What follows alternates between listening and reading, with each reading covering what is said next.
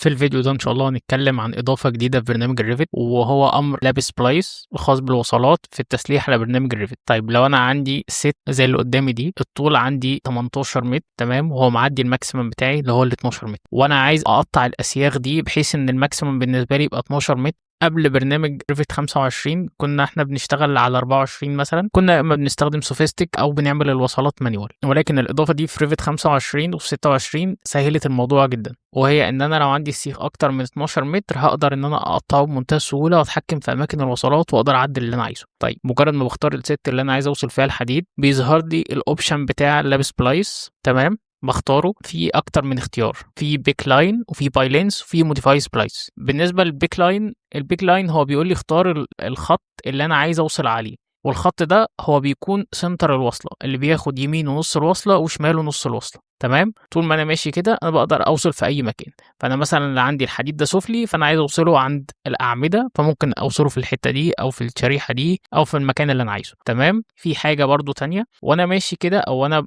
بحاول ان انا اختار اللاين بتاع السبلايس على الشمال، هو جايب لي نوع السبلايس اللي انا هعملها تمام. انا عندي هنا سبلايس 40 الفاي او 40 الدايمتر و60 بس ستاجر تمام. طيب ممكن عندي مثلا المشروع بتاعي الوصلات فيه 55 فاي، بقول له edit type ومن هنا بقول له duplicate وبسميها الاسم اللي انا عايزه بالشكل ده تمام، ومن هنا بقول له 55 الفاي وبقول له اوكي تمام، واختار بقى اي خط انا عايزه وليكن هنا مثلا تمام، وبقول له finish. هو كده عمل الوصلات بتاعتي مفيش فيها مشكلة تمام. لو حسبت 55 في 12 هيديني 660. طيب لو انا جيت اقيسها ممكن اغير الفيزابيليتي من هنا اخليها فاين تمام، 660 كده الوصلات بتاعتي مظبوط. طيب انا عندي مجموعه من الاوبشنز محتاجين ان احنا نتكلم فيها. اول اوبشن وهو ان انا لو اخترت الاسياخ وحبيت ان انا اغير مكان الوصله او اشيل الوصله، مجرد ما بختار الاسياخ وبختار نفس الامر ريبار سبلايس تمام، لو انا مجرد بس ما بشاور على الخط ده هيمسح الوصله، يعني لو اخترته وقلت اوكي هرجع لي الاسياخ تاني زي ما كان تمام. لو دخلت جوه نفس الامر اقدر ان انا اقول له موديفاي سبلايس واختار بيك لاين لو انا عايز اضيف وصلات في اماكن تانية ما عنديش مشكله تمام. طيب لو قلت له موديفاي سبلايس واخترت مثلا السبلايس دي ومن هنا انا عايز اخليها ستاجرد تمام، نفس الاوبشن اللي كنا فيه، بس الستاجر لينس مالتيبلاير ده هيتغير. احنا عندنا الكود بيقول ان المسافه ما بين الوصلات عشان تحقق شرط الستاجرد لازم ما تقلش عن 1 و3، يعني من سنتر اللاين الوصله لسنتر لاين الوصله ما تقلش عن 1 و3 ال دي. فانا من هنا بخلي له الرقم ده 1 و3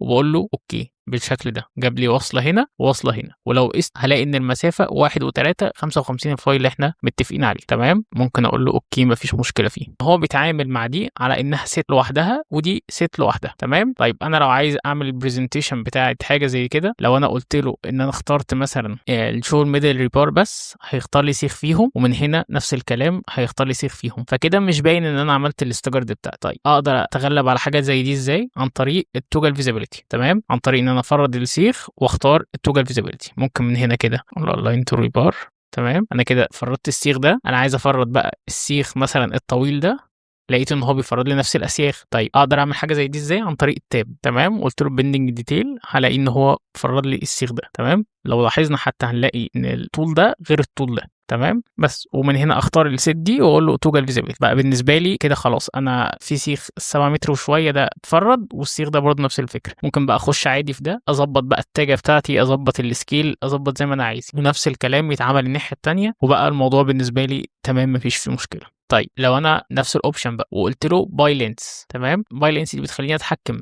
في الماكسيمم لينس والمينيمم لينس تمام. الماكسيمم لينس بالنسبه لي 10 متر والمينيمم لينس متر، يعني انا بقول للريفت لما تيجي تعمل الوصلات بتاعتك اكبر سيخ عندك ما يزيدش عن 10 متر واقل سيخ ما يقلش عن متر تمام. دي ممكن اخليها عادي 12 مثلا، واقل سيخ ما يقلش عن متر مفيش فيها مشكله تمام. الاند والستارت ان هو هيعمل لك الوصله يمين ولا شمال تمام، يعني انا لو لاحظت هو حاكمني بمكان الوصله دي تمام. طيب لو قلت له ستارت هيجيبها لي الناحيه الثانيه، ومهما بتحرك هو مش عايز يجيبها لي غير في المكان ده تمام، لان هو اتحكم ان في سيخ اللي على اليمين ده 12 متر والسيخ الثاني يطلع زي ما يطلع، ومحافظ على الوصله اللي هي 55 الفاي تمام. طيب لو قلت له مثلا 6 متر هلاقي ان هو جايب لي 3 اماكن وصلات تمام، هيبدا ب 6 متر و6 متر و6 متر وربع زي ما يكون تمام. ولو قلت له اند هيبدا لي ال 6 متر من الشمال 6 و6 و6 والباقي زي ما يطلع تمام، وهقول له فينش هلاقي ان الوصلات بتاعتي موجوده. طيب بعد ما انا خلصت الوصلات بتاعتي لقيت ان او اول سيخ ده 6 متر، وتاني سيخ 6 متر، وتالت سيخ 6 متر، مفيش مشكله. ولكن لقيت ان رابع سيخ 2 متر 84 سم، تمام. فانا مش عجباني مثلا القطعيه، وما عنديش مشكله ان انا ازود في الوصله شويه، او جالي تعديل ان لا بلاش القطعيه دي تتحكم في طول الوصله هنا. ازاي اقدر اعمل حاجه زي كده؟ لو انا حركت ده كده هلاقي ان الوصله كلها بتتحرك، تمام، وبالتالي هو بيبوظ لي القطعيه دي. يعني دي بقت 5 متر 197 سم.